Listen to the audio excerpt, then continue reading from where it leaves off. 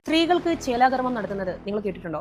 ഒരു പെൺകുട്ടിയുടെ ശരീരത്തിൽ അവൾക്കൊട്ടും സമ്മതമല്ലാത്ത അവസ്ഥയിൽ തനിക്ക് എന്താണ് സംഭവിക്കുന്നത് എന്ന തിരിച്ചറിവ് പോലും ഇല്ലാത്ത പ്രായത്തിൽ നടത്തുന്ന ഇത്തരത്തിലുള്ള പ്രവൃത്തിയെ നമ്മൾ എന്ത് പേരിട്ടാണ് വിളിക്കേണ്ടത്? ഇന്ത്യയിൽ പലയിടത്തായി ഇതിനെ ഗഫ്ത്, സുന്നത്ത് അങ്ങനെ പല പേരുകളിൽ ഈ പ്രക്രിയയെ അറിയപ്പെടുന്നത് കേട്ടിട്ടുണ്ട്. ദാവൂദി ബോഹ്ര സമൂഹത്തിലാണ് ഇന്ത്യയിൽ ഇതിനെക്കുറിച്ച് ഏറ്റവും കൂടുതൽ വിവരണങ്ങൾ ഉള്ളതായിട്ട് ശ്രദ്ധയിൽപ്പെട്ടിട്ടുള്ളത്. എന്നാൽ നമ്മുടെ ഇന്ത്യയിൽ തന്നെ പലയിടങ്ങളിലും ഇതുപോലെ സ്ത്രീകളിൽ ഈ ചേലാകർമ്മം നടത്തുന്നതായിട്ട് ഞാനും കേട്ടിട്ടുണ്ട്. എന്നാലും ഒന്നും അറിയാത്തൊരു പ്രായത്തിൽ തന്റെ സമ്മതം പോലും ചോദിക്കാതെ ഒരു പെൺകുട്ടിയുടെ ജനനേന്ദ്രിയ ഭാഗത്തിലുള്ള ഒരു അവയവം മുറിച്ചു മാറ്റുന്നു.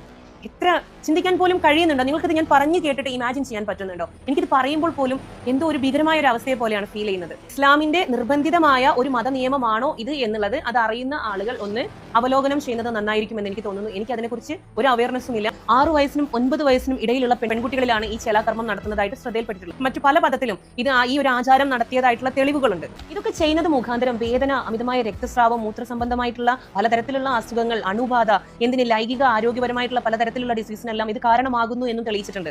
ലോക ആരോഗ്യ സംഘടനയുടെ നിർദ്ദേശപ്രകാരം ഒരു സ്ത്രീയുടെ ശരീരത്തിൽ അവരുടെ ജനനേന്ദ്രിയത്തിന്റെ പൂർണ്ണതയ്ക്കോ അതല്ലെങ്കിൽ മറ്റെന്തെങ്കിലും ആവശ്യപ്രകാരം മുറിവേൽപ്പിക്കുന്നതോ അതല്ലെങ്കിൽ എന്തെങ്കിലും സർജറിയോമായി ബന്ധപ്പെട്ടുള്ള എന്ത് കാര്യം ചെയ്യണമെങ്കിലും ഫീമെയിൽ ജെനിറ്റൽ മ്യൂട്ടിലേഷൻ അഥവാ കട്ടിംഗ്, ഈ പറയുന്ന സംഭവങ്ങളൊക്കെ ചെയ്യുമ്പോൾ ഇതിനൊരിക്കലും നമ്മുടെ ലോക ആരോഗ്യ സംഘടന പോലും ഒരു ആരോഗ്യ ഗുണം തെളിയിച്ചിട്ടില്ല എന്നുള്ളതാണ് ഏറ്റവും ശ്രദ്ധേയമായിട്ടുള്ള ഒരു കാര്യം. ചേലാകർമ്മങ്ങൾ പോലെയുള്ള സംഭവങ്ങൾ സ്ത്രീകളിലെല്ലാം ചെയ്യുമ്പോൾ മാനസിക ആഘാതം എന്ന് പറയുന്ന വലിയൊരു അവസ്ഥയ്ക്ക് ആ സ്ത്രീ വിധേയയായി മാറിയേക്കാം എന്നുള്ള കാര്യമാണ്. 2017 ഞാനിപ്പോൾ നിൽക്കുന്ന ഈ കോഴിക്കോടിൽ ഇവിടെയുള്ള ഒരു ക്ലിനിക്കിൽ തന്നെ പെൺകുട്ടികൾക്കും ചേലാകർമ്മം നടത്തിയതായി ചില ഡോക്ടർമാർ സമ്മതിച്ചിട്ടുണ്ട്.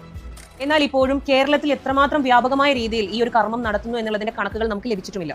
ദാവൂദി ബോഹ്ര വിഭാഗത്തിലുള്ള സ്ത്രീകളെ ഉൾപ്പെടുത്തി നടത്തിയ ഒരു അന്വേഷണത്തിൽ അതല്ലെങ്കിൽ ഒരു സർവേയിൽ ആ വിഭാഗത്തിലുള്ള സ്ത്രീകളിൽ 80% സ്ത്രീകളും ഈ പറയുന്ന ആചാരം വരും തലമുറയിലേക്ക് പോകരുത് എന്ന് ആഗ്രഹിക്കുന്ന സ്ത്രീകളാണ്. തീർച്ചയായിട്ടും ഇത് എന്റെ അഭിപ്രായമല്ല.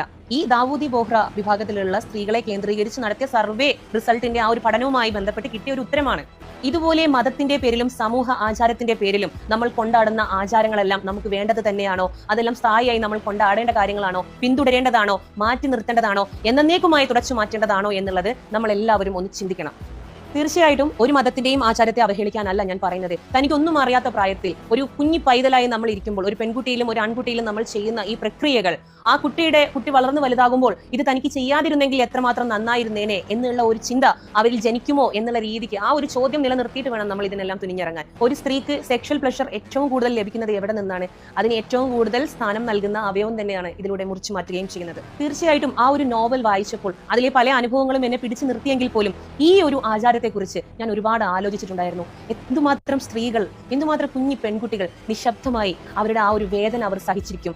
എത്രമാത്രം കാലങ്ങളിൽ തന്റെ ശരീരത്തിൽ നിന്ന് മുറിച്ചു മാറ്റിയ ഒരു അവയവവുമായി അവർ ജീവിച്ചിരിക്കും എന്നുള്ളത് ഇവിടെ തീർച്ചയായും അന്വേഷിക്കേണ്ട വളരെ വലിയൊരു കാര്യമുണ്ട്. ഒരു ആചാരത്തിന്റെ പേരിൽ ഒരു പെൺകുട്ടിയുടെ അവകാശങ്ങൾ നിങ്ങൾ നിഷേധിക്കുന്നുണ്ടോ, നഷ്ടമാക്കുന്നുണ്ടോ എന്നുള്ള ഏറ്റവും വലിയ ഒരു സത്യം ഇവിടെ നിശബ്ദമായി ഉയർന്നു വരുന്ന ഒരു ചോദ്യമുണ്ട്. ഒരു കുട്ടിയുടെ ശരീരത്തിൽ അവളുടെ ശരീരത്തെക്കുറിച്ച് തീരുമാനമെടുക്കാനുള്ള അവകാശം ആ കുട്ടിക്കാണോ, രക്ഷിതാക്കൾക്കാണോ, അതല്ലെങ്കിൽ സമൂഹത്തിനാണോ എന്നുള്ളത്.